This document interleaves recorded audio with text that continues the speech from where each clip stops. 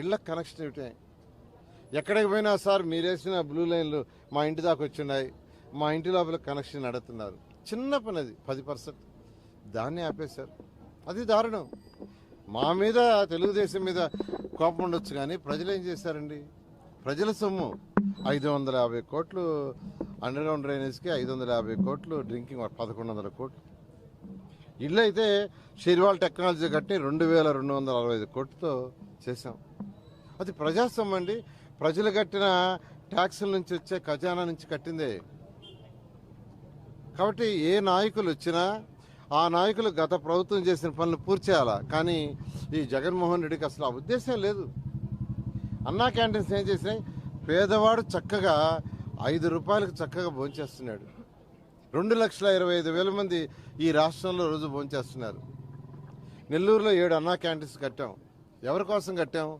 ఉదయాన్నే కూలీ నాలికి పోయేవాళ్ళు ఇంట్లో వంట చేసుకొని పాలేరు, వాళ్ళు ఎక్కడి నుంచో బయలుదేరుతారు, అక్కడ పెట్టాం.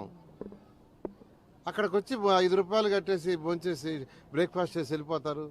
మధ్యాహ్నం లంచ్ బాక్సులు వాళ్ళు తెచ్చుకోలేరు, బయట ఎక్కడ ఎందుకంటే ఖర్చు ఎక్కువ అవుతుంది. 5 రూపాయలతో చక్కటి భోజనం ఏర్పాటు చేసాం. అలా చక్కగా ఉంటే దాన్ని మూసేశాడు. అసలు అన్నా క్యాంటీన్స్ మూసేయటం ఏందండి? అది పేదల నోటికాడ ఫుడ్ కొట్టు. ఇది దారుణం. ఈ ప్రభుత్వానికి ఎంతసేపటికి ఎవరిని అరెస్ట్ చేస్తామా, ఎవరి మీద కేసులు పెడతామా, ఎవరి బిల్డింగ్లు బయలు కొడతామా, ఎవరి లైసెన్సులు విత్డ్రా చేస్తామా, ఎవరిని జైల్లో పెడతామని చెప్తే రెండోదే లేదు.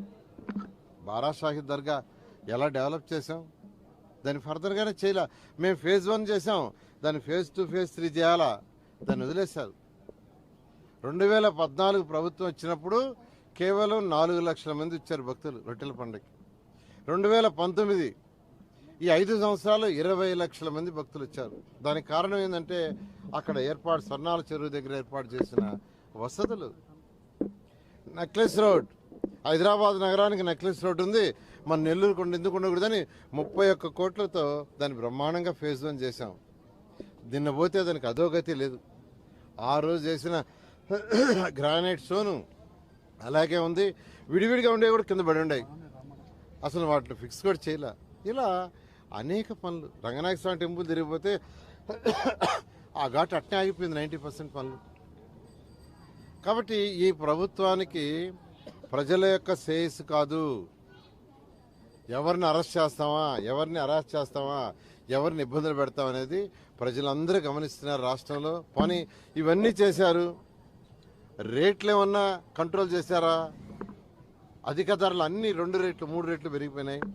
ట్యాక్సులు, నేను మున్సిపల్ శాఖ మంత్రిగా ఉంటే 5 సంవత్సరాల్లో ఒక్కసారి కూడా ట్యాక్స్ పెంచాలి. మున్సిపల్ ట్యాక్స్ ఒక్కసారి. కానీ వీళ్ళు 5-6 సార్లు పెంచారు. ఎందుకు పెంచాలండి? పరిపాలన సరిగా లేక, అర్థం కాక నాయకుడికి చేయటం. ఎందుకంటే రాష్ట్రం డెవలప్ అవుతూ ఉంటే ఆ సిటీస్ డెవలప్ అవుతాయి, ఎక్స్టెన్షన్ అవుతాయి, కొత్తగా ఇళ్ళు వస్తాయి, కొత్తగా లేఅవుట్స్ వస్తాయి. కొత్తగా వచ్చే లేఅవుట్స్, కొత్తగా వచ్చే ఇళ్ల నుంచి ట్యాక్సులు వస్తాయి. ఉన్న వాళ్ళ మీద భారం మోయబడలేదు.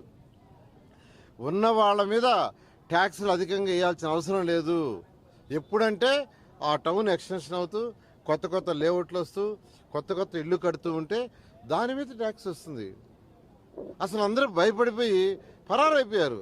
హైదరాబాదు, బెంగళూరు, చెన్నై, పక్క రాష్ట్రాలకు వెళ్ళిపోయారు.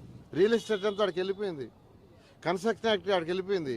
ఇంకా రాష్ట్రానికి ఇన్కమ్ లేదు. ఇన్కమ్ లేకపోయినా ట్యాక్సులు పెంచేశాడు. ఇది పరిపాలన కాదు. పరిపాలన అంటే స్వపరిపాలన ఉండాలా. అటు పేదలు సంక్షేమం, మరొక పక్క యువతను దృష్టిలో పెట్టుకొని డెవలప్మెంట్ చేయాలా. ఈ నాయకుడికి అది లేదు. రాష్ట్రంలో 175 కాన్స్టిట్యున్సీలో ప్రతి దగ్గర వ్యతిరేక పవనాలు వస్తున్నాయి. ఖచ్చితంగా 2024లో తెలుగుదేశం అత్యధిక మెజార్టీ సీటుతో గెలుస్తుంది. ఖచ్చితంగా ప్రజలకి సుపరిపాలన ఇస్తామని నేను తెలియజేస్తూ, ఈరోజు నెల్లూరు నుంచి నేను ఎమ్మెల్యేగా కంటెస్ట్ చేస్తున్నాను. వేమిరెడ్డి ప్రభాకర్ రెడ్డి గారు ఎంపీ కంటెస్ట్ చేస్తున్నారు. ఒక రాష్ట్రమైనా, ఒక జిల్లా అయినా, ఒక నగరం అయినా డెవలప్ కావాలంటే రాష్ట్రం నుంచి బడ్జెట్ కొంత రావాలా, కేంద్రం నుంచి కొంత రావాలా.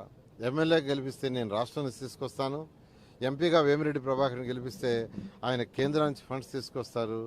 ఖచ్చితంగా నెల్లూరుని భారతదేశంలో నెంబర్ 1 సిటీగా డెవలప్ చేస్తామని మీ అందరికీ తెలియజేస్తూ మీ అమూల్యమైన ఓటుని తెలుగుదేశం పార్టీ సైకిల్ గుర్తుకేసి గెలిపించాల్సింది కోరుతున్నాను. మరిన్ని న్యూస్ అప్డేట్ కోసం A3 న్యూస్ ఛానల్ని సబ్స్క్రైబ్ చేసి బెల్ ఐకాన్ను ప్రెస్ చేయండి.